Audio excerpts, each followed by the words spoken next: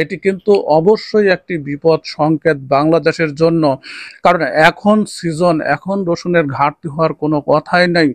যদি ঘাটতি না থাকে তাহলে কাজ করছে সিন্ডিকেট, আর যদি সিন্ডিকেট কাজ না করে তাহলে অবশ্যই ঘাটতি হচ্ছে। এই বিষয়টি অবশ্যই সরকার পক্ষকে দেখতে হবে, তদারকি করতে হবে, মনিটরিং করতে হবে এবং উপযুক্ত ব্যবস্থা নিতে হবে। রসুনের ঘাটতি থাকলে সেটা আমদানি করে পূরণ করতে হবে, আর ঘাটতি না থাকলে কোন সিন্ডিকেট কাজ করছে সেদিকেও কিন্তু খেয়াল রাখতে হবে।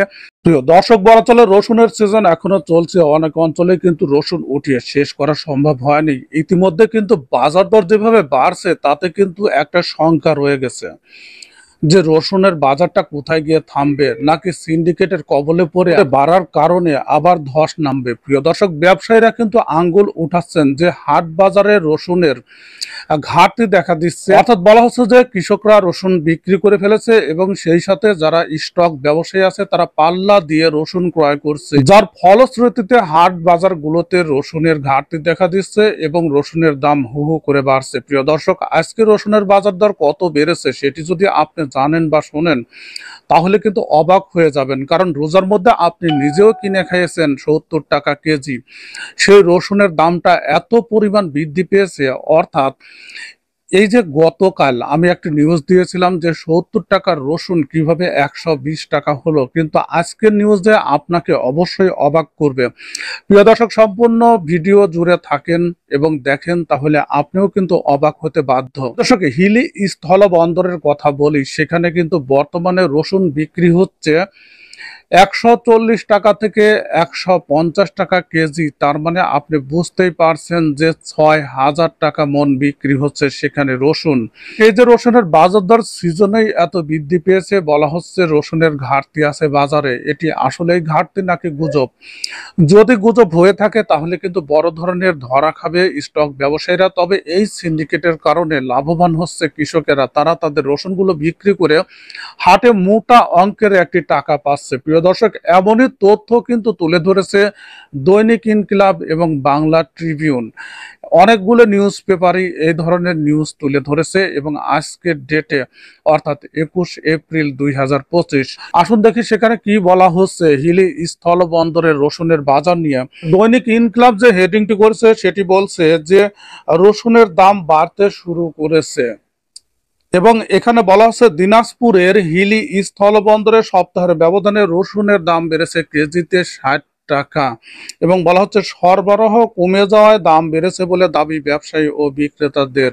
আসলে কি সরবরাহ কম, নাকি এখানে কাজ করছে কোনো সিন্ডিকেট? অবশ্যই বিষয়টি খতিয়ে দেখতে হবে, কারণ এখানে দুই পক্ষেরই সমস্যা। যারা স্টক করছেন তাদেরকে বেশি দামে ক্রয় করতে হচ্ছে এবং বেশি দামে ক্রয় করার কারণে তারা পরবর্তীতে লসে পড়তে পারেন।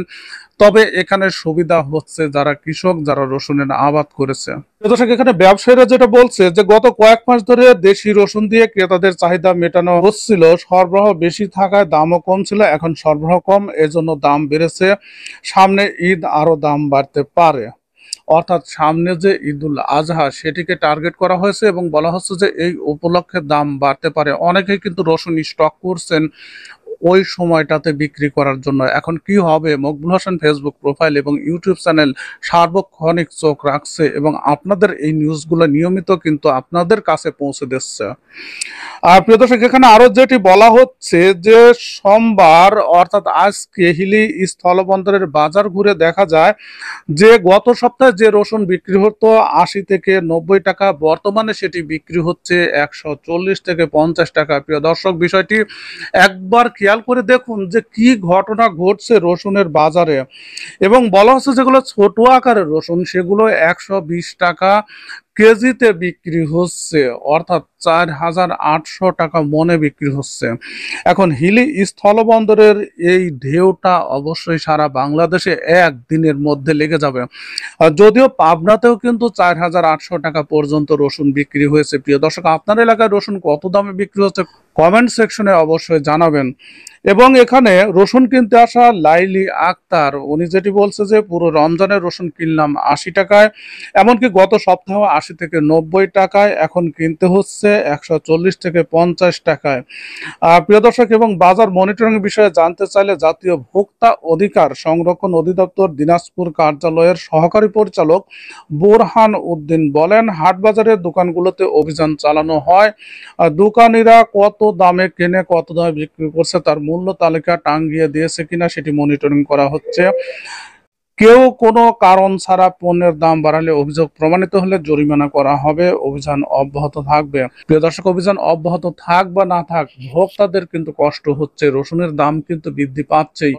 মূল সিজনে যে দামটা আমরা দেখতে পাচ্ছি, প্রতি কেজি রসুন 140 থেকে 150 টাকায় 6000 টাকা মন। এটি কিন্তু অবশ্যই একটি বিপদ সংকেত বাংলাদেশের জন্য, কারণ এখন সিজন, এখন রসুনের ঘাটতি হওয়ার কোনো কথাই নাই। যদি ঘাটতি না থাকে তাহলে কাজ করছে সিন্ডিকেট, আর যদি সিন্ডিকেট কাজ না করে তাহলে অবশ্যই ঘাটতি হচ্ছে।